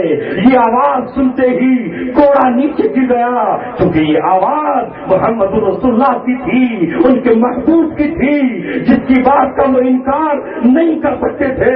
کہا یا رسول اللہ آج کے بعد یہ غلام ہی نہیں رہے گا تو کوڑا کس سے برساؤں گا؟ کہا جا محمد رسول اللہ کے صدقے تجھے آزاد کروں گا. اے میرے دوستو عزیزو, رسول اللہ کا پیغام یہی ہے, رسول اللہ صلی اللہ علیہ وسلم کی دعوت یہی ہے. جو ولی بنا ان کے در پہ جا کے بنا, جو ولیوں کا امام بنا وہ ان کی نسبت پر بنا. جن کو تم ولی کہتے ہو بتاؤ وہ کوئی ایسا ہے جس نے قرآن نہ پڑھا ہو, جس نے تفسیر نہ پڑھی ہو, جو نبی کی حدیث لکھنے بیٹھ گیا وہ امام بخاری بن گیا, جس نے نبی کے الفاظ کو جمع کر دیا وہ امام مسلم بن گیا, جو کلیئر میں آیا اور یہاں کی مشرق قوم کو بتایا یہ سورج اور چاند عبادت کے لائق نہیں ہے, سورج کو غروب لگ جاتا ہے, یہ نہر اور دریا یہ پوجا کے قابل نہیں ہے, کل تک بہا کرتے تھے آج خشک ہے, یہ سورج جو رات کو ڈوب جاتا ہے یہ عبادت کے لائق نہیں ہے, یہ پتھر جو تو بازار سے خرید کر لایا ہے یہ سر جھکانے کے قابل نہیں ہے. سر جھکانے کے قابل تو وہ ذات ہے جس نے پتھروں میں بعض پتھر کو ہیرا بنایا ہے, بعض کو سنگ مرمر بنایا ہے, بعض کو لال پتھر بنایا ہے. وہ اللہ اللہ تبارک و تعالیٰ ہے جو آسمان میں ہوتی ہے تو پانی کی بوند ہے، سمندر میں سیپ کے منہ میں چلی جاتی ہے تو موتی بن جاتا ہے، وہ اللہ تبارک و تعالیٰ پرستش کے لائق ہے، جو کیڑے کے منہ سے لعاب نکلتا ہے تو اسے ریشم بنا دیتا ہے، وہ اللہ تبارک و تعالیٰ پرستش کے قابل ہے، جو ہرن کے خون کو اس کی ناف میں جمع کرتا ہے تو اسے مجھ کو عنبر بنا دیتا ہے، وہ اللہ تبارک و تعالیٰ پرستش کے قابل ہے، جو شہد کی مکھی کو جس کے اندر زہر بھرا ہوا ہے جب وہ رس چوس کر آتی ہے تو اس کے پیٹ میں ایسا ٹونک بنا دیتا ہے کہ اس جیسا ٹونک نہ کل کوئی لیبارٹری بنا سکی ہے نہ قیامت تک بنا سکتی ہے، جس میں شفا ہے، وہ اللہ تبارک و تعالیٰ وہ ہے جو مکڑی کو ایسے جال بننے کی صلاحیت دیتا ہے کہ آج تک کوئی مائی کا لال جال نہ بن سکا، تو خواجہ ثابت کلیری کی دعوت پر نہ جانے کتنے ایمان لے آئے، محی الدین چشتی کی دعوت پر نہ جانے کتنے ایمان لے آئے، خواجہ نظام الدین اولیاء کی دعوت پر نہ جانے کتنے شہزادوں کو اور نہ جانے کتنے حکمرانوں کو ایمان کی دولت اور اسلام کا تقویٰ نصیب ہوا، لہذا ان کے قدم پر جو چل رہا ہے، صحابہ کے نقش قدم پر جو چلتا ہے وہ اللہ تبارک و تعالیٰ کا ولی ہے، اور جو محمد رسول اللہ کی راہ سے ہٹا ہوا ہے، جس کے ہاتھ میں بانسری دیکھو تم، جس کے ہاتھ میں سنگیت دیکھو، جس کے ہاتھ میں ڈھولک دیکھو، جس کے ہاتھ میں تم ہارمونیم دیکھو، جس کے ہاتھ میں تم گانجا اور چرس دیکھو، اسی دن یہ طے کر لو یہ اللہ تبارک و تعالیٰ کا ولی نہیں ہو سکتا ہے، جو اپنی بیوی کی خدمت کر رہا ہے، جو اپنے بچوں کے لیے حلال روزی کما رہا ہے، جو پتھر توڑ رہا ہے، جو سڑک پہ بیٹھا ہوا ہے، مؤذن اذان دیتا ہے تو اللہ اکبر سن کر کے مسجد میں چھا جاتا ہے۔ آؤ ایک واقعہ سنا کے بعد ختم کر دیتا ہوں۔ اللہ نے ولایت کا درجہ آج بھی کھلا رکھا ہے، نبوت کا دروازہ بند ہوا ہے، تم بھی اللہ تبارک و تعالیٰ کے ولی ہو سکتے ہو۔ میں یہ نہیں کہہ سکتا کہ تم جنید واسطی بن جاؤ گے، میں یہ نہیں کہتا کہ بہاؤالدین نقشبندی بن جاؤ گے، لیکن اللہ کے ولی بننے کا دروازہ آج بھی کھلا ہوا ہے، مقام آج بھی جنت کا کھلا ہوا ہے، غریب بھی کما سکتا ہے، امیر بھی کما سکتا ہے۔ عبداللہ بن مبارک بہت بڑے مالدار ہیں، فقیہ بھی ہیں، محدث بھی ہیں، لیکن جب دنیا سے رخصت ہوئے کسی نے خواب میں پوچھا کہ کیسی گزری، کہا بہت اونچا مقام ملا، بہت اونچا مقام ملا، مگر برابر میں جو لوہار رہتا تھا اس کے برابر کا نہ ملا۔ خواب دیکھنے والے لوہار کی بیوی کے پاس گئے اور جا کر کہا اے لوہار کی بیوی بتا تیرے شوہر کا وہ کون سا عمل تھا جس کی بنیاد پر میں نے خواب میں یہ دیکھا ہے کہ وہ عبداللہ بن مبارک سے آگے بڑھ گیا۔ عبداللہ بن مبارک جو حاجیوں کو قافلے کو اپنے ساتھ لے کر جاتا، وہ عبداللہ بن مبارک جو 1 سال میدان جہاد میں گزارتا اور 1 سال حج کیا کرتا۔ اس لوہار کی بیوی نے کہا میرے شوہر میں کوئی ایسی بڑی خوبی نہ تھی، مگر 2 باتیں میں نے دیکھی کہ جب اذان کی آواز آتی اور وہ ہتھوڑا اٹھائے ہوتا تو ہتھوڑے کو وہ لوہے پر نہیں مارتا، اگر پیچھے ہوتا تو پیچھے چھوڑ دیتا، آگے ہوتا تو آگے چھوڑ دیتا اور مسجد میں چلا جاتا۔ رات کو جب وہ تھک کے سوتا اور کسی وقت اس کی آنکھ کھلتی تو پڑوس کے مکان میں عبداللہ بن مبارک اللہ اکبر کی تصویر مصروف ہوتے، وہ الا اللہ کے نعرے لگاتے، وہ قرآن کی تلاوت کر رہے ہوتے، وہ درس حدیث میں مصروف ہوتے، وہ قرآن کی آیات اور تفسیر لکھ رہے ہوتے، وہ فقہ اور حدیث پڑھ رہے ہوتے۔ میرا شوہر کونے میں جا کر خوشیوں کے ساتھ رونے لگتا، اے مولا اگر تو نے مجھے وہ سب دی ہوتی تو میں بھی آج کی رات جاگتا، مگر میں کیا کروں، مجھے صبح کو گھوڑوں کے نال بنانے ہیں، مجھے صبح کو لوہا پیٹنا ہے، مگر میں نے ایسا نہ کیا تو میرا یہ معصوم بچہ کسی کے سامنے ہاتھ پھیلائے گا، یہ بھیک مانگے گا، مجھے اپنے بچے کے لیے اپنی ہتھوڑی چلانی ہے، مجھے اپنے بچے کے لیے اپنی بھٹی دکھانی ہے۔ ہائے کاش تو نے مجھے وسعت دی ہوتی، وہ آہیں بھرتا، وہ حسرت سے بھرتا۔ ایسا لگتا ہے کہ اللہ نے اس کی حسرت کو، اس کی آہوں کو قبول فرمایا اور اسے اتنا اونچا درجہ عطا فرمایا۔ دوستو عزیزو، توبہ کا دروازہ کھلا ہے، توبہ کریں، اپنے گھر والوں کے ساتھ نرم ہو جائیں، اپنی بیویوں کے ساتھ اتنے سلوک کریں، یہ نہ سمجھیں کہ نہیں میں تو بہت پہنچا ہوا ہوں، سارے محلے کے لوگ میرا عزت و احترام کرتے ہیں، مسجد میں اگلی صف میں نماز پڑھتا ہوں، امام کے پیچھے کھڑا ہو جاتا ہوں تو مجھ سے نظریں ملاتی ہے، سارے محلے کے لوگ مجھے اللہ والا اور وہ اللہ کے ولی کہہ کر پکارتے ہیں۔ رسول اللہ صلی اللہ علیہ وسلم نے فرمایا یغلبنا کریمن، جو لوگ شریف اور کریم ہیں عورتیں ان پہ غالب آ جاتی ہیں، وَيَغْلِبْهُنَّ لَئِيمٌ، اور جو کمینے اور گھٹیا درجے کے لوگ ہیں وہ عورتوں پہ غالب آ جاتے ہیں۔ جن پہ عورتیں غالب ہوں اللہ کے رسول انہیں کریم و شریف کہہ رہے ہیں، اور جو عورتوں پہ پٹائی کر رہے ہوں، انہیں گالم گلوچ کر رہے ہوں، انہیں مار پیٹ کر رہے ہوں، رسول اللہ انہیں لئیم اور کمینے اور بدترین لوگ قرار دے رہے ہیں۔ اس سے آگے بڑھ کر کہا فَأُحِبُّ أَنْ أَكُونَ كَرِيمًا، میں چاہتا ہوں کہ میں کریم بن کے رہوں، وَلَا أُحِبُّ أَنْ أَكُونَ لَئِيمًا، اور میں نہیں چاہتا کہ میں لئیم بن کر رہوں۔ اگر آپ اپنی بیویوں کے ساتھ اچھے ہیں، آپ نے فرمایا اچھائی کہاں سے دیکھو گے؟ خیرکم خیر نسائہن، تم میں بہترین لوگ وہ ہیں جو اپنے گھر والوں کے ساتھ بہترین ہو، لہذا اپنا گھر دیکھو، اپنے گھر کے ساتھ زندگی گزارو۔ اللہ تبارک و تعالیٰ انشاءاللہ اس بنیاد پر کل آپ کا حشر اپنے ولیوں کے ساتھ، شہیدوں کے ساتھ، صدیقین کے ساتھ اور انبیاء کرام کے ساتھ کرے گا۔ نماز میں مانتے ہو اہدنا الصراط المستقیم، ان کے راستے پر چلیں۔ اللہ کے رسول صلی اللہ علیہ وسلم اسی لیے آئے تھے۔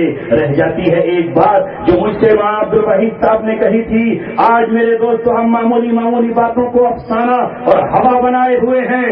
رسول اللہ صلی اللہ علیہ وسلم پر درود اور سلام بھیجنے کے لیے نہ کوئی وقت کی تعین ہے، نہ کسی حالت کی تعین ہے، جو جب جہاں ہو، کھڑا ہو، بیٹھا ہو، لیٹا ہو، کروٹ سے ہو، وضو ہو، با وضو ہو، چہرہ قبلے کی طرف ہو یا مشرق کی طرف ہو، جب چاہے اپنے نبی پر صلاۃ و سلام بھیج سکتا ہے۔ الفاظ کوئی بھی ہو، وہ اردو کا سلام ہو یا عربی کا سلام ہو، وہ اللہم صلی علی محمد وعلی آل محمد کما صلیت علی ابراہیم وعلی آل ابراہیم، جو درود ابراہیمی ہے اسے بھی پڑھ کے بھیج سکتا ہے، جو بیٹھ کر کے نماز میں پڑھتا ہے، اور اس سے پہلے السلام علیک ایھا النبی ورحمۃ اللہ وبرکاتہ، السلام علینا وعلی عباد اللہ الصالحین، یہ کہہ کے بیٹھ کر بھی پڑھ سکتا ہے، کھڑے ہو کر بھی پڑھ سکتا ہے۔ رسول اللہ کے روزے پر لوگ چلتے چلتے پڑھتے ہیں، السلام علیک یا رسول اللہ، الصلاۃ والسلام علیک یا حبیب اللہ، الصلاۃ والسلام علیک یا نبی اللہ۔ لوگ چلتے جاتے ہیں اور پڑھتے چلے جاتے ہیں، کوئی گھوم کے ادھر پڑھتا ہے، کوئی ادھر پڑھتا ہے۔ اللہ کے رسول صلی اللہ علیہ وسلم پر درود و سلام بھیجنے کی کوئی خاص حیت نہیں ہے، کوئی خاص طریقہ نہیں ہے۔ تم ہندی زبان میں بھیجو یا اردو زبان میں بھیجو یا عربی زبان میں بھیجو یا فرنچ میں بھیجو یا انگلش زبان میں بھیجو، اللہ کے فرشتے لگے ہوئے ہیں۔ جو رسول کے روضے پہ پڑھتا ہے آقا اس سے خود سنتے ہیں، جو دور سے پڑھتا ہے فرشتے اس کو لے کر کے چلے جاتے ہیں۔ اب لڑائی اس بات میں چل رہی ہے کہ میڈ ان چائنا پڑھوں یا میڈ ان انڈیا، جو انڈیا میں بنا ہے سلام وہ پڑھوں۔ آپ کہتے ہو بھائی میں تو انڈین ہوں، انڈین والا پڑھوں گا، وہ کہتا نہیں صاحب میں چائنیز ہوں، میں چائنیز پڑھوں گا، وہ کہتا نہیں صاحب میں تو رامپور کا رہنے والا ہوں تو میڈ ان رامپور پڑھوں گا، آپ کہتے ہو میں میڈ ان مظفر نگر پڑھوں گا۔ اور جو آسمان سے آیا ہے بن کر اگر وہ پڑھ لیا جائے، یا رب صلی وسلم دائما ابدا علی حبیبک خیر الخلق کلہم، یہ وہ پڑھ دیا جائے جو اللہ کے رسول نے خود پڑھ کر سنایا، صلی اللہ علی النبی الامی۔ ایک دو درود تھوڑی ہے، لاکھوں اور ہزاروں ہے۔ جس طرح چاہو، جن الفاظ میں چاہو، جس طریقے سے چاہو، محمد رسول اللہ صلی اللہ علیہ وسلم پر صلاۃ و سلام بھیجتے رہو، کیونکہ اللہ فرماتا ہے ان اللہ وملائکتہ وملائکتہ یصلون علی النبی، اللہ اور اللہ کے فرشتے محمد رسول اللہ پہ سلام بھیجتے ہیں۔ تو اللہ تبارک و تعالیٰ کون سا سلام بھیجتا ہوگا، اردو کا یا ہندی کا؟ اللہ کی زبان کون سی ہے؟ عربی ہے نا، قرآن عربی زبان میں ہے، اور فرشتے عربی میں بھیجتے ہوں گے۔ اب ہم اس بات پہ لڑنا ہے کہ تم نے عربی میں کیوں پڑھ دیا، میں تو اردو والا پڑھوں، میں وہی پڑھوں گا جو 200 سال پہلے لکھا گیا تھا، آج جو مولانا زید صاحب نے لکھا ہے وہ نہیں پڑھ سکتا۔ بس میرے عزیزوں دوستوں ساتھیوں، جس طرح اللہ کے نام جب چاہو جس حالت میں چاہو لے لو، الا یہ کہ وہ کوئی ناپاک جگہ نہ ہو جہاں آپ کھڑے ہو. اسی طرح اللہ کے رسول کا نام جب چاہو جس حالت میں چاہو لو. اللہ تبارک و تعالیٰ کے نبی پر کوئی ایک مرتبہ درود، ایک مرتبہ سلام بھیج دے، صرف صلی اللہ علیہ وسلم کہہ دے تو 10 نیکیاں ملی، 10 گناہ معاف ہوئے اور 10 درجے بلند ہوئے. کوئی کچھ نہ کرے، کوئی دعا نہ مانگے، کوئی دعا نہ مانگے اللہ تبارک و تعالیٰ سے، صرف صبح سے شام تک فرض نمازوں کو چھوڑ کر سرکار مدینہ پر درود بھیجتا رہے تو بن مانگے اس کی ساری حاجتیں پوری ہو جائیں. انہی الفاظ کے ساتھ چونکہ اور حضرات بھی تشریف فرما ہیں، اللہ تبارک و تعالی ہم سب کے بیٹھنے کو یہاں قبول فرمائے. وآخر دعوانا الحمدللہ.